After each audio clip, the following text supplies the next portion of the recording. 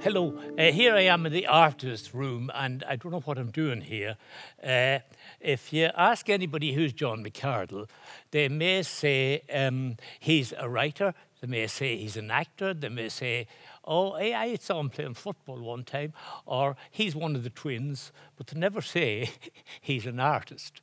And I think they're right, because a visual artist can say, well, I'm an artist, but anybody else. And I've scattered myself. Just all you have to do is look at this here. This is kind of, I've done so many genres of children's stories, translations, theatre, film, including Glenroe, young people's things, community drama, a book of short stories, and nobody knows how to define me at all, and least of all, myself. So I've called this talk, I Must Be Talking to the Dead, because what I want to do is to sort of go through, talk to 4 relatives of mine, my father, who's here, my mother, who's here, Eamon, and Thomas. And I'll start with you, Dad. When we were born, you went on your post round on the day we were born, and you said, I had 5 children this morning, and I have 7 now. And the reason was that we were twins, Tom and John.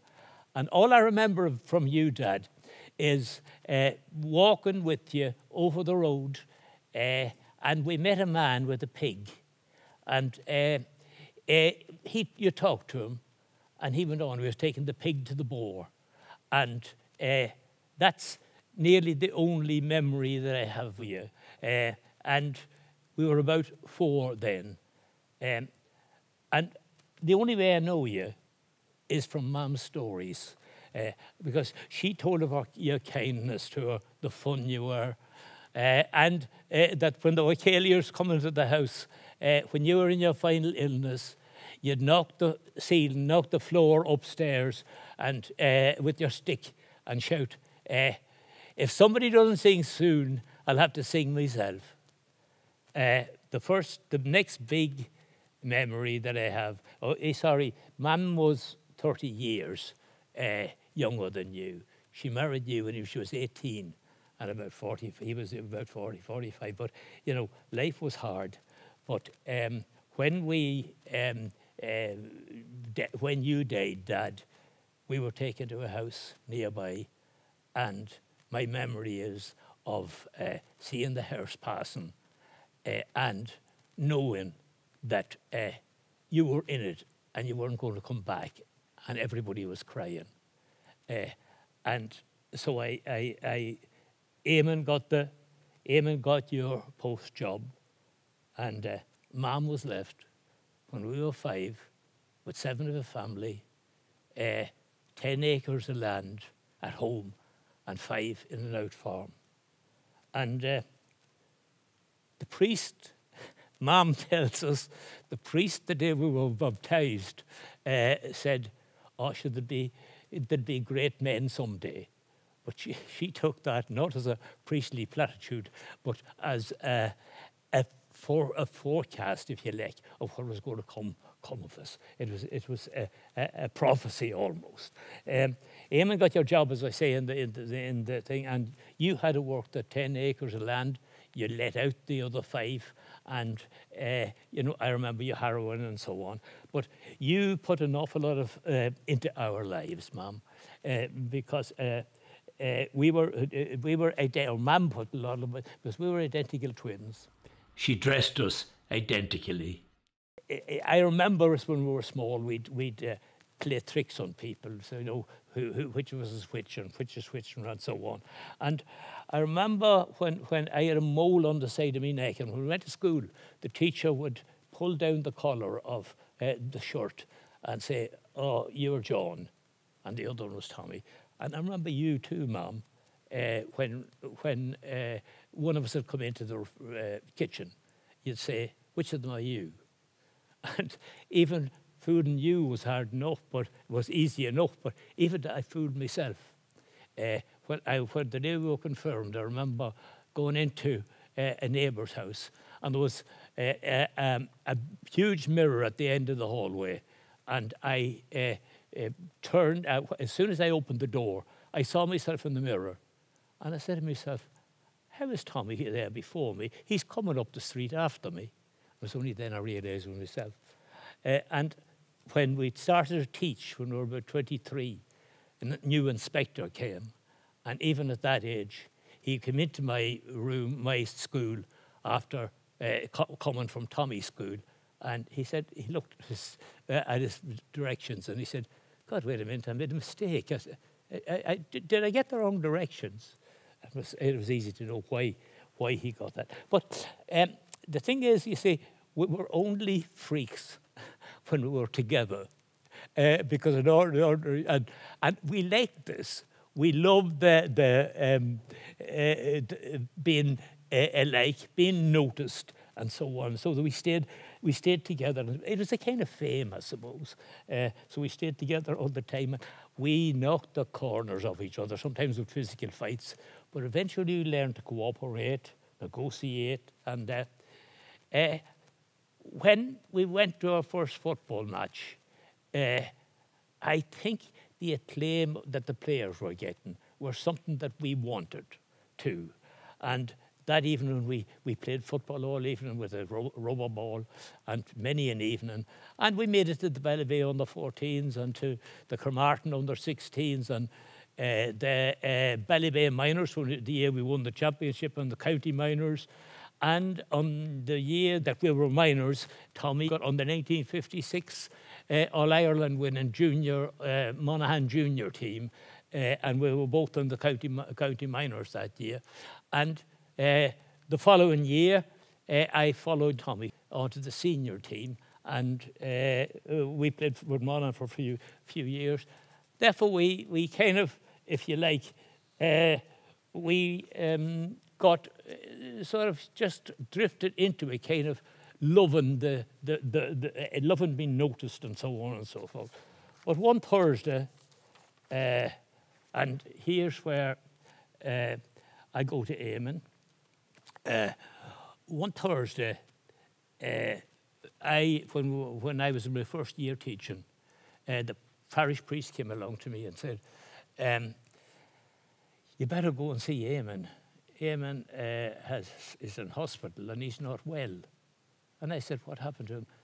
And he said, I think it was a heart attack or something. And I went in, I said, I'm 35. And he said, he said, well, good to see him anyway. So I went in on that evening, and you appeared all right. The following evening, you were sort of, yes, you seemed to be making a good recovery. And on Sunday, I went to, we went all to see you, and when we were, visiting time was over, I went early to prepare things at home for us all coming home. And by the time I got home, there was a message waiting for me that you had died. Nancy, Brady, Alice, and Teresa, and the two ourselves were all heartbroken. It was a kind of shock at that time, and so young. And Mom she never recovered from it. I suppose she did recover her cheerfulness, and she loved radio and singing, and at the same time, she always was afraid that some calamity might happen. And when we'd come home at night, Tommy and me, she'd be sitting up waiting for us, and especially if we were late, and she'd say, oh, I thought something happened to you. So that, you know, and the reason why we'd be out late was we had fallen for three sisters called the McManuses, and they were, if you like, charmed us, or we charmed them anyway. But Tommy, I met Mary in an ice cream shop when I was about 16. She was 13. And an ice cream shop with Frances Muldoon was a wee girl beside her. And I fell for her the first time I saw her. But Tommy went with her about a year afterwards. And, well, when I say went with her, he went with her, yeah. And then when I was in the training college, I had a date or two with the other sister, Joan. And then when I was teaching, I met Mary again, and that was going to be it. And so we went together. And Tommy and I had only one car between us. And we used to go along. Nancy used to, the other sister, used to tag along. That's the third sister now. Used to tag along with us. And Tommy kind of set his cap on her, and eventually it looked as if the two of us were going to marry the two of them. And we, what we did was we were, we were going to marry, and we sort of, Mammy was there on her own,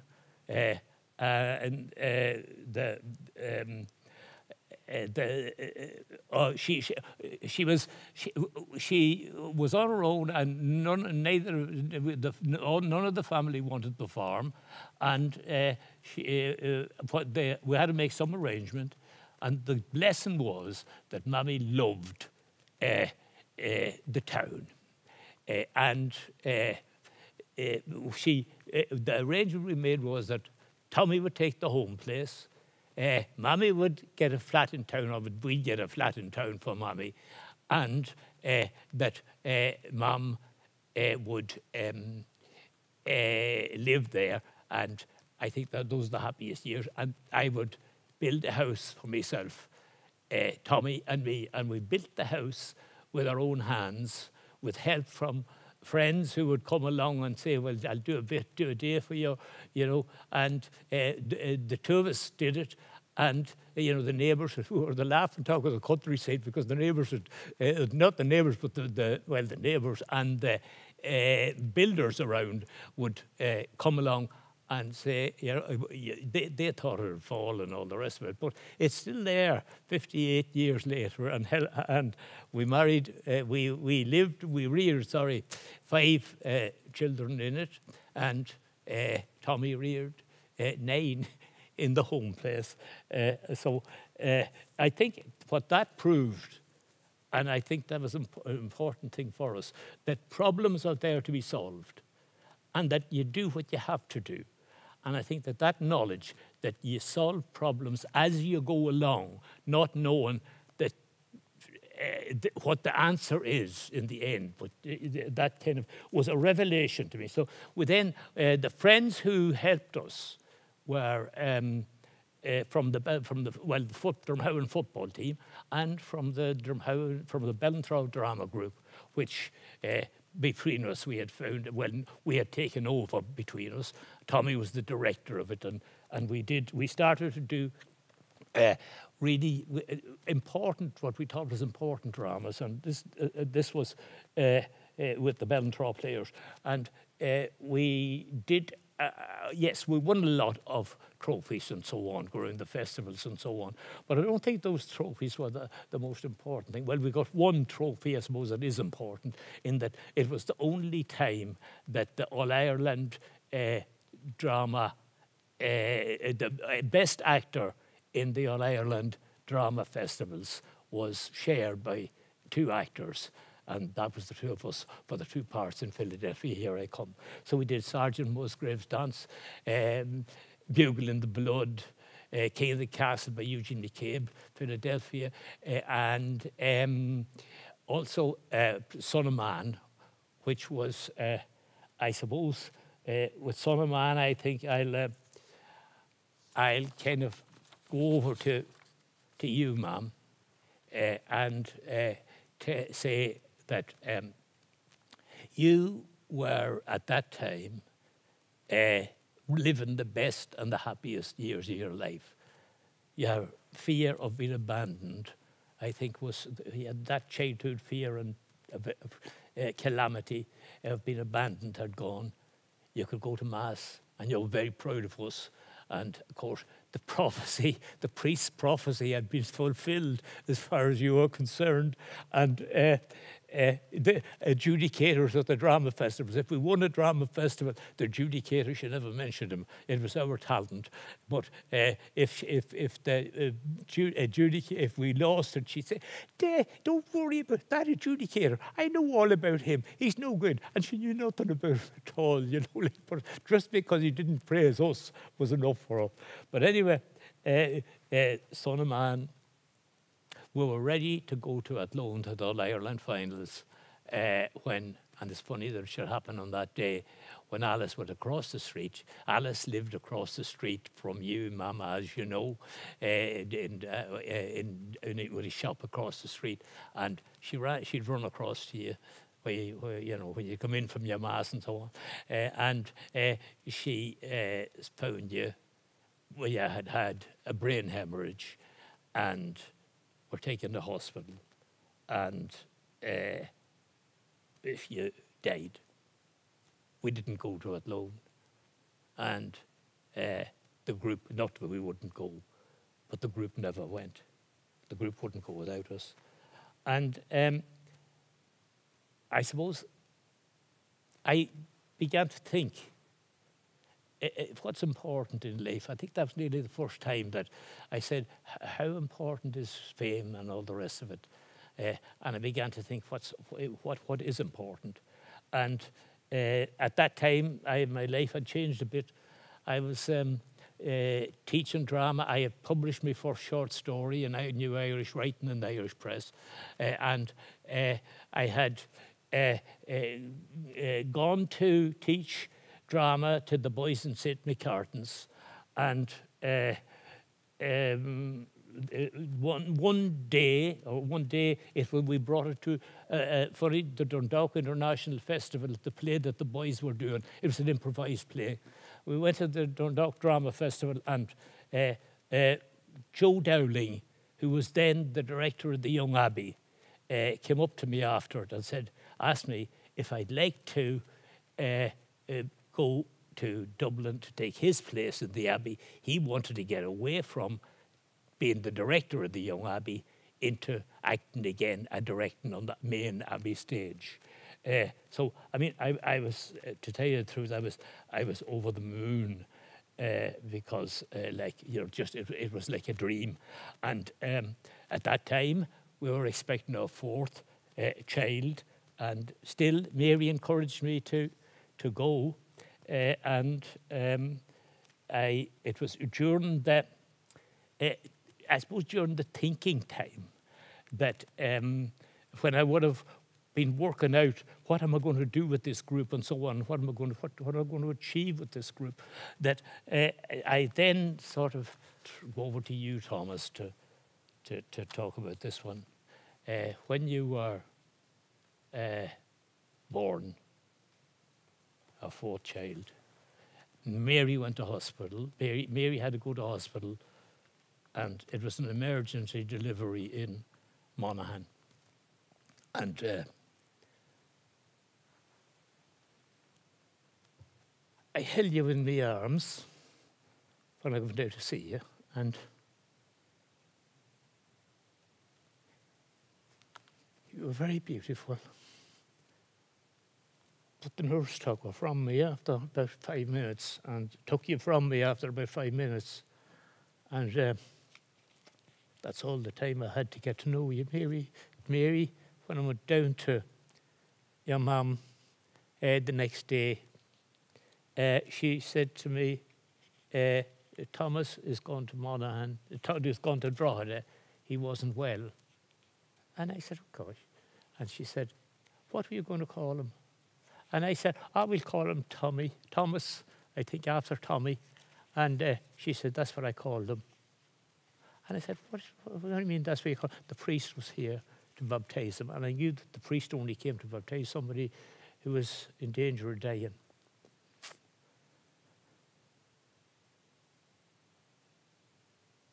And that's what happened.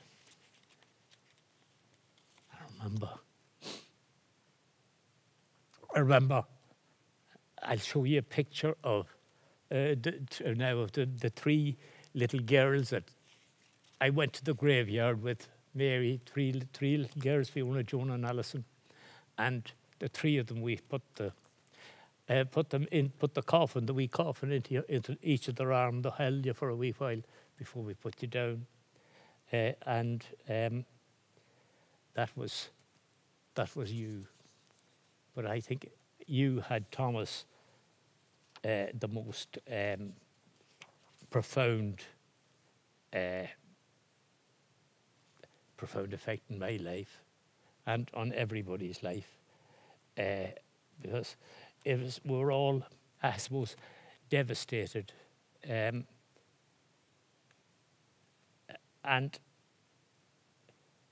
around that time I was I was walking with Fiona. We brought Fiona to the seaside, and or the three children to the seaside, and I went to take Fiona out of the water, and she wanted me to lift up on her shoulders, and I was walking with her on my shoulders, and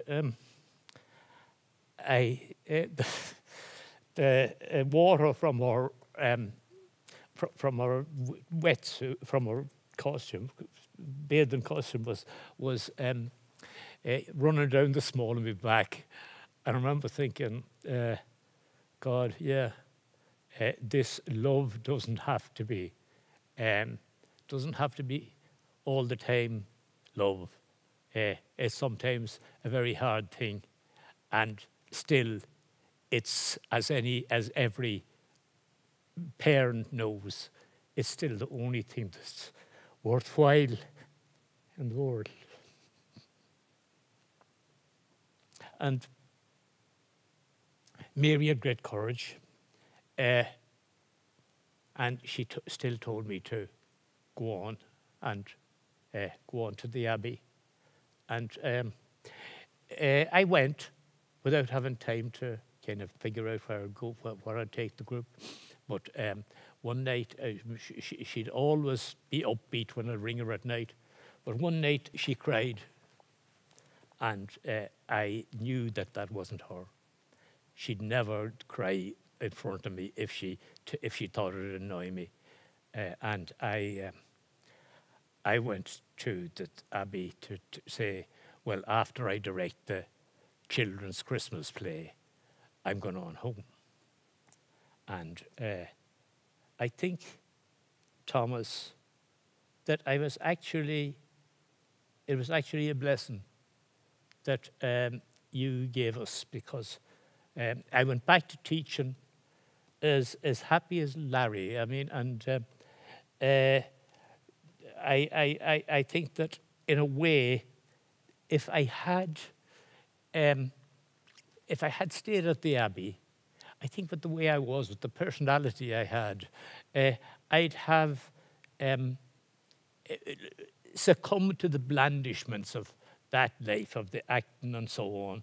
And I think like that was it was a real change in my life when I felt that love of what I was doing was more important than any blandishments or any fame or anything at all.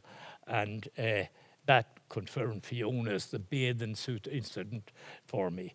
And that was it. I went back, and I was very, very happy teaching. I left it early, but I was very happy teaching.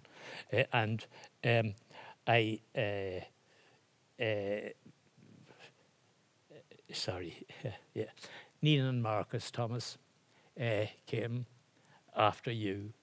And this is a picture of Mom. I'll show you a picture of Mom when she was, the day we were married, and that's as you remember her. And this picture of her when she was 70. You'll see she was as good looking as ever, and she's just as good looking now at 80. She is, she's she's the love of my life. And anyway, so I'd like to thank you all, to Dad, to Mom, Eamon and Thomas. I think you just all steered my life to happiness, to where I am now. I think I'll read something that I wrote because nobody will get an idea of, just to give people an idea of what I was doing. There's a story called "The Warmth and the Wine" from this, it's handy when people don't die. And it's a story about a fella who goes to Holland, and it's his first. He's a Catholic, and it's his first encounter with the continental viewpoint on life, because he met a girl, and she sort of puzzles him, and he talks to her and walks home with her anyway. And when she was walking home, it was raining with him. He's married at the time, but she went down to the end of the corridor and followed the raindrops with her fingers on the glass. I was looking at her when she turned around and said, "I want to sleep with you." I didn't answer, because one doesn't conduct such conversations over a large corridor with occupied rooms in it. She came back to me. "Did you hear me?" she said. "I really meant it. But I told you I was married. I said that was okay. One doesn't do things like that. Not in a civilized country," I said. "But it's still raining, and it's a long way back to my room. One doesn't, as you say, put people out in the rain in a civilized country." I won't tell you they do that. I'd like to finish with a poem. When I was 80, I wrote a poem for each of my children. I read the poem to each of them during the night. But there was one that I didn't read. I had written a poem for Thomas's 30th birthday. And I knew that if I were to read it on the night, I'd send everybody into tears. And so I didn't read it, but I couldn't pass it by. So I wrote it. It says, "It's your night too," for Thomas on my 80th birthday. "Thomas, tonight they're all here celebrating. Your mother and your sisters. Birthday night. Here tonight, too, is the one who knew you best. For Mom and I, tonight's a great occasion. And Mom and I both think that it's only right, you're celebrated with the rest. Just so you know that in our minds and memory, there's always 5. And the one that flew the nest.